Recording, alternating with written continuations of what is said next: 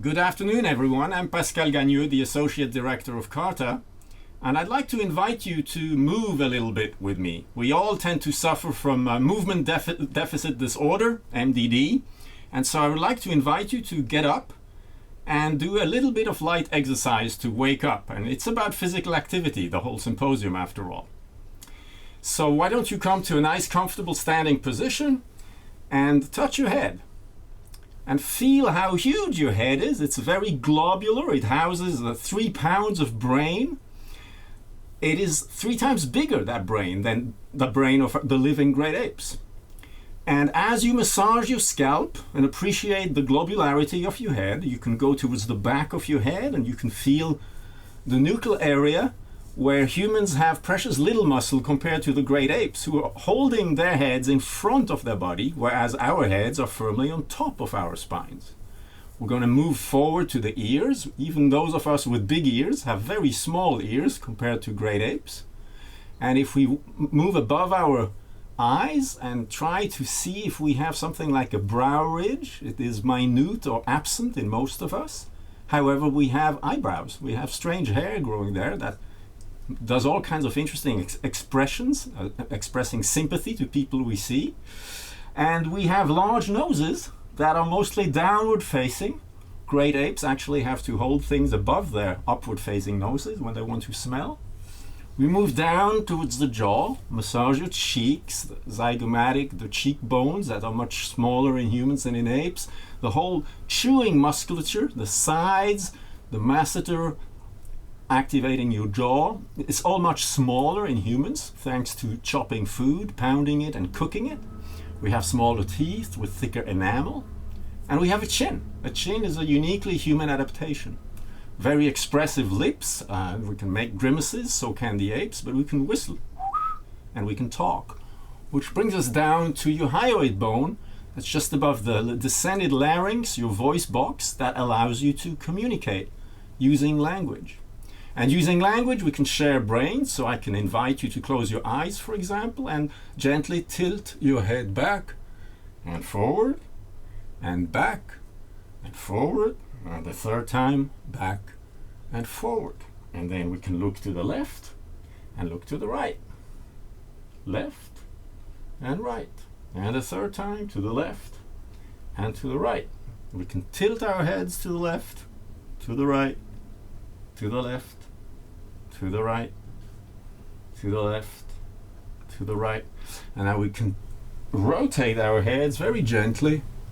1 time, 2 times, 3 times, and let's change direction.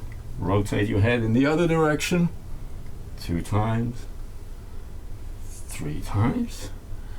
Now we move back down to the neck with the much smaller neck muscles here, much freer shoulders. Put your fingers on your shoulders and roll them forward 3 times and then backwards 3 times.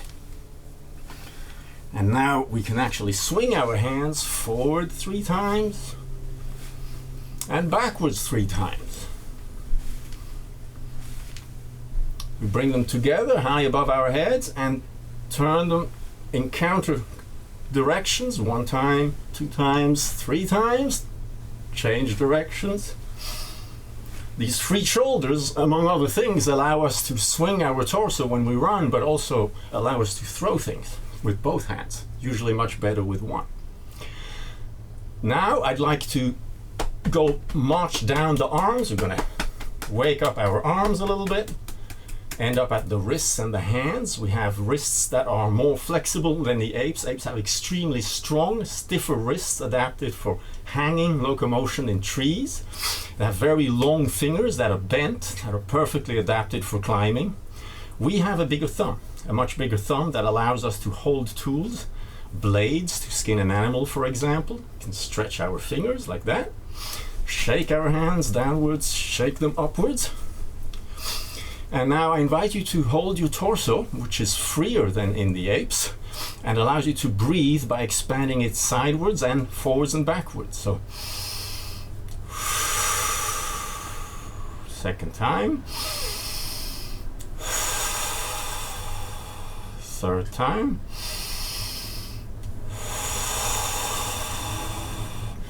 We have a waist, and that waist allows us to move our pelvis and our thorax in relative isolation. We can gyrate it 3 times in each direction, but then we can also swing our upper body left and right. When we walk, we tend to move with our hands, and as you walk, you might ask yourself, is that where your big butt musculature comes in? It turns out you don't really need your big butt muscles when you walk like that, but try running in place, and you can realize that these same muscles now are clenching, so you use them to run.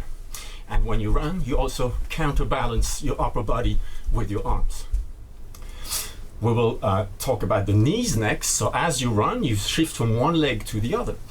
Our legs have specialized bones that have an angle to the knee. That allows us to keep the balance on one leg or the other. So I invite you to stand on one leg and then on the other leg. On one leg and then on the other leg. And if you're a bit more flexible, you might want to lift one leg and take your knee against your upper body. Stay there for a little bit. Switch to the other side and do this again. Our ankles and feet are very specialized compared to the apes as well, because we have much stiffer ankles and arched feet and much shorter toes. So we can try to balance on our toes and stay on our toes. Up, stay on your toes for a while, breathe out and come back down. Stay on your toes for a little while, come back down. Stay on your toes for a little while, come back down. And we'll end by standing nice and wide-legged. Put one hand on each knee and get a nice stretch in your back by going down with your left shoulder and looking up the ceiling. I'm looking at a human skeleton here. I do the other side, I'm looking at a chimpanzee skeleton over there.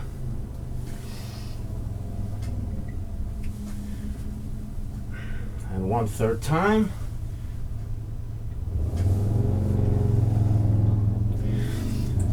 You can cross your arms, dive down as far down as you can and stretch up to the sky.